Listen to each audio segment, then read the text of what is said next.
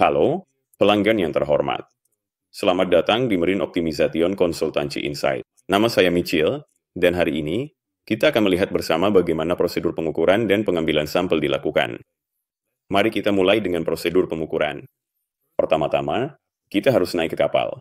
Jika memungkinkan, amati dan catat graf, trim, dan list kapal.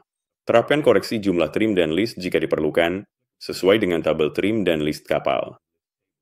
Catat lokasi titik pengukuran pada setiap tangki dan tunjukkan apakah pengukuran yang akan digunakan dalam perhitungan berasal dari metode manual atau otomatis. Catat tinggi referensi dari tangki kapal yang relevan seperti yang tercantum dalam tabel kalibrasi tangki. Jika pengukur level otomatis akan digunakan, catat pembacaan posisi aktual yang tersimpan. Catat setiap perbedaan antara pembacaan ini dan tinggi yang tercatat dalam tabel kalibrasi tangki. Minta dan catat penjelasan dari Chief Officer atas perbedaan tersebut. Jika tidak ada perbedaan pada pembacaan pengukur level otomatis yang tersimpan, maka pengukur otomatis dapat digunakan untuk pengukuran ULAG. Jika pengukur otomatis mengalami kerusakan atau menunjukkan pembacaan yang salah saat disimpan, maka ULAG harus ditentukan secara manual dari titik pengukuran resmi.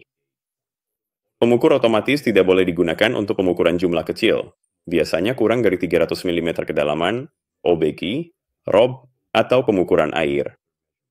Pita pengukur antarmuka ULAG Sonic Portable dapat digunakan untuk semua pengukuran ULAG manual. Jika pita baja dan bob kuningan digunakan, maka tanda minyak harus ada pada pita, bukan pada bob. Metode apapun yang digunakan, hasil pengukuran ULAG harus dicatat hingga kelipatan 5 mm terdekat. Pengukuran harus dilakukan di semua kompartemen kargo kapal, dan semua balas terpisah serta ruang kosong yang relevan harus diperiksa. Pengukuran sebaiknya dilakukan dari titik referensi kalibrasi.